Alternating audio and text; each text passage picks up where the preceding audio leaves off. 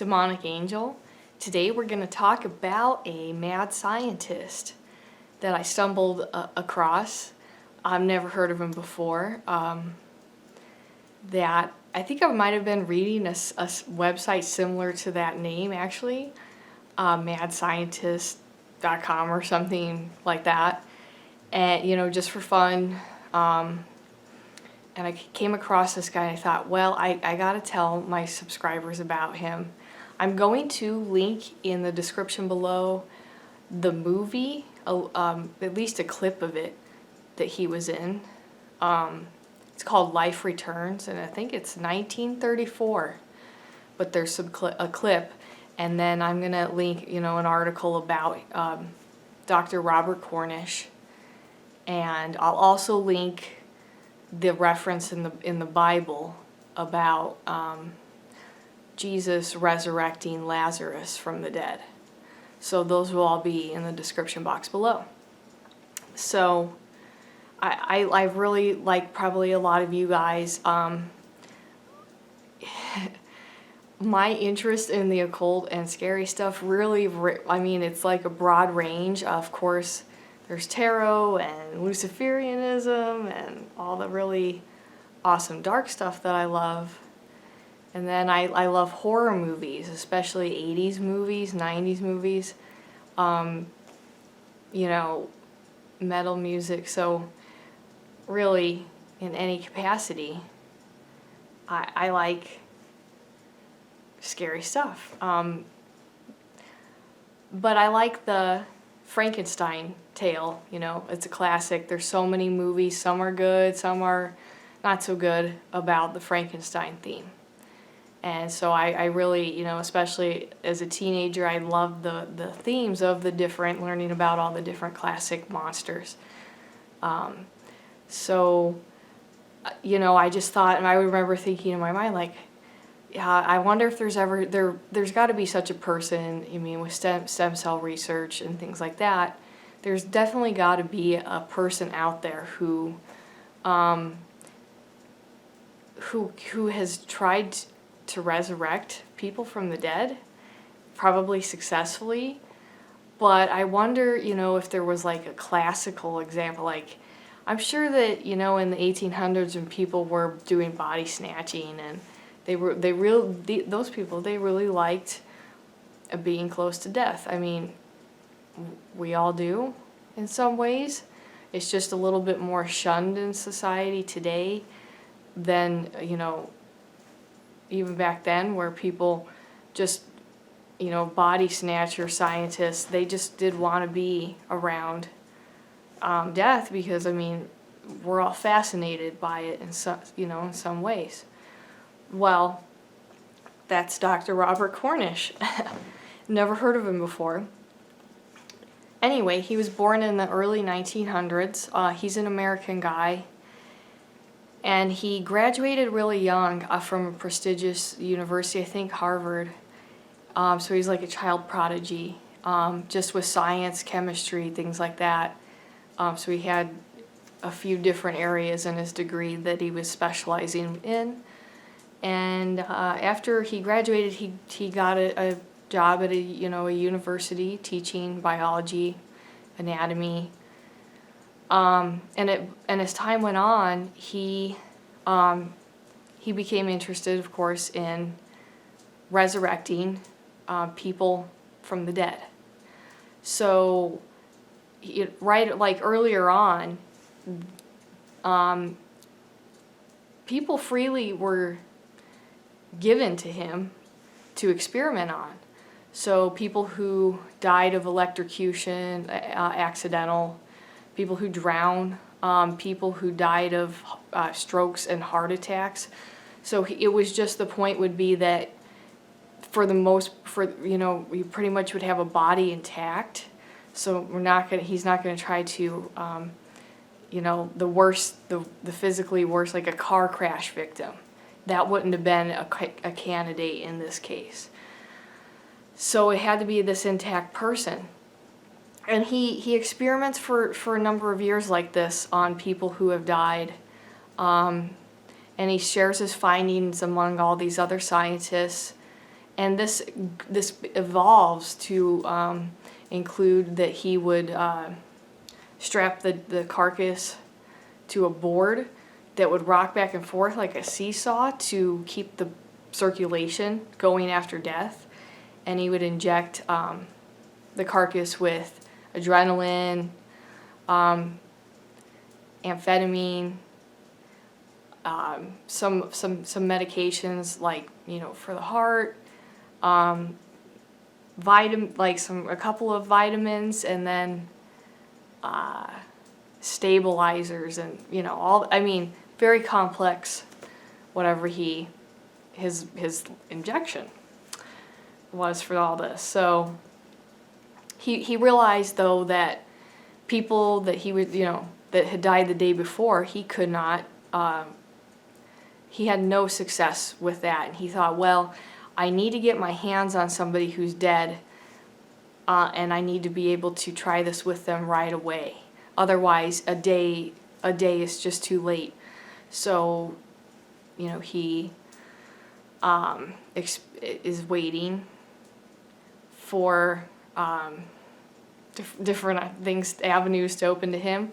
Well, at some point, I think it's like dogs from the circus or something like that. He gets 5 dogs, though, they're all fox terriers, and he names them all Lazarus.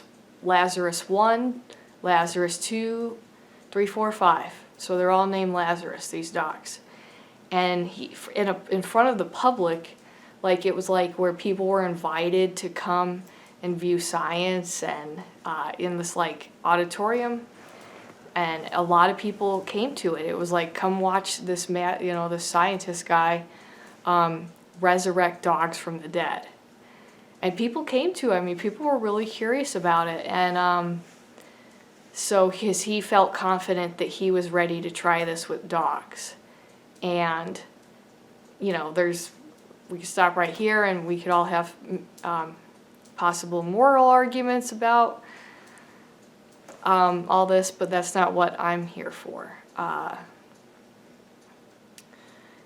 Essentially, the first couple of dogs, I think the first and the third, he had no success with them at all, and he decided, I actually need to not wait like even an hour.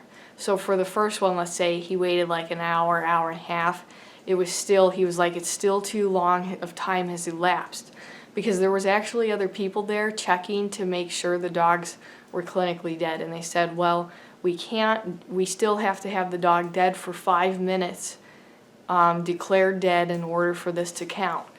And so they were checking all this. The dogs were euthanized. So, but one of them, I think like the second one, he ejected it, put it on the board that shook, and the dog started to breathe on its own. It was in a coma for like a week, so it never gained any kind of consciousness or mobility, and that dog died. But so now we only have Lazarus 4 and 5 left. Well, by the time he gets to number 4, he's getting even closer, like he's just adjusting his calculations, and I think in this case he might have waited like 10 minutes. But he does this, and he brings this dog back to life. Now, Lazarus 4, at first it was just, couldn't really walk. It was like stumbling, running into walls, and it was blind as well. So, people were wondering what was going to happen, but they saw this dog stand up on its own after it died. So, but the dog months later did go on to make a full recovery. So actually, Dr. Cornish took these 2 dogs that lived, that he resurrected, and he had them live with him. I mean, he took them in as his dogs, and so, but it did recover. So it's almost like at first the reanimated animal was still suffering from the effects of oxygen deprivation and that kind of damage. you would think that, of course, somebody's blind if they're dead, because, but at first, it's like that, and then perhaps some neurological healing might be taking place. That sounds, almost like something that would be my logical explanation.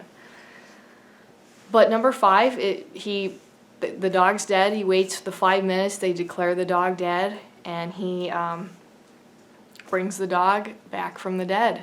And this one right away is pretty much fine. It has, moments of stumbling and, minor impairments, but the dogs went on to live this life with the doctor. So you can imagine, and actually there were journalists and all this stuff, having a field day about this guy he brought dogs back from the dead in front of a live audience, which he did, and it just got so sensationalized. Then he became popular. Everybody knew his name. People started thinking of him as a freak, and he actually lost his position at the university because he was just so ostracized.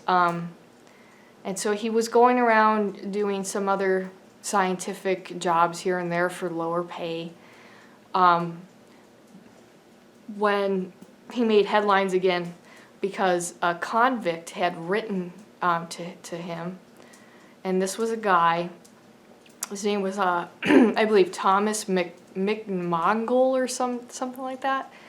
He was a convicted child murderer and pedophile, and he was scheduled to be executed. And he said, I would like to offer you my body to try this on, because Dr. Cornish really wanted more living people because he had been successful in resurrecting dogs from the dead.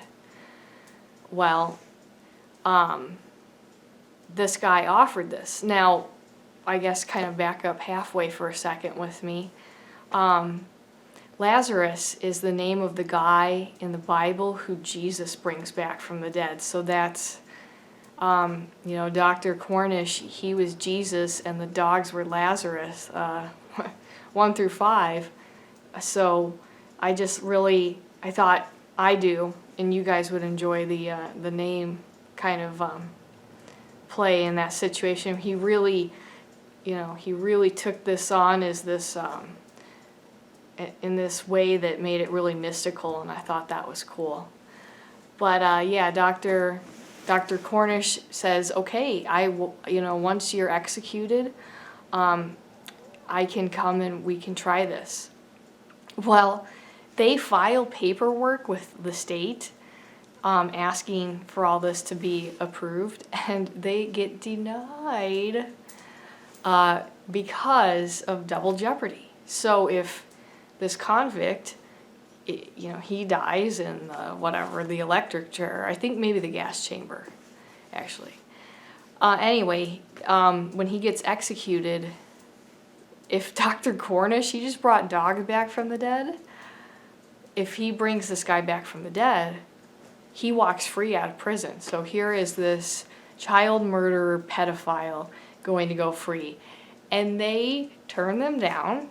I think that most of us would agree that that was the best case scenario because, of course, Dr. Cornish was trying to do this in the name of science. And there could have been, I think that there could have, if science was the true interest, that there could have been some stipulations with that. But I think the possibility was just so scary and so real that they got denied now. Dr. Cornish, because he lost his job, his stability, people thought of him as a freak. People stayed away from him. They knew of, people at the time did joke and call him Dr. Frankenstein. He went around selling toothpaste in California for the rest of his life. It was just some kind of concoction with fluoride with added vitamin D. Vitamin D, strengthen your teeth. So, and And then probably the last note of interest is that in the 1930s, around the time that he was going to do these experiments with the dogs, shortly before, I believe, there was a movie that came out in 1934. It's called Life Returns. And Dr. Cornish actually plays himself in this movie. And it's honestly, I watched the movie. I watched the movie mildly stoned. It was awful. Like, even that kind of, even with that really a little bit of relaxed of the feeling like, hey, I could maybe be more receptive to getting into this. It was really bad. The acting's kind of bad, and then it's like all the characters are off, because like some are too scripted and others are just, it really didn't flow, like the character flow was not there at all. But he plays himself, and there's one of the additives to this movie is that he has a son, and the son's dog dies, and he brings it back to life. But like in the Life Returns, they show the long drawn out process in the movie of resurrecting the dog. So they've got, they're working on it. They've got they cover it once it's dead, and it's like in the movie, it's like Dr. Cornish is explaining that he has to do this. I have to bring my son's dog back from the dead, or he won't love me. So it's really corny, because like it wasn't a hit at the time. It's not really deserved of a hit. Anyway, so Dr. Robert Cornish, I thought I would share the story of this mad scientist with you guys, and I hope you enjoy that. If you want to chat with me, just shoot me an email. I'll talk to you later.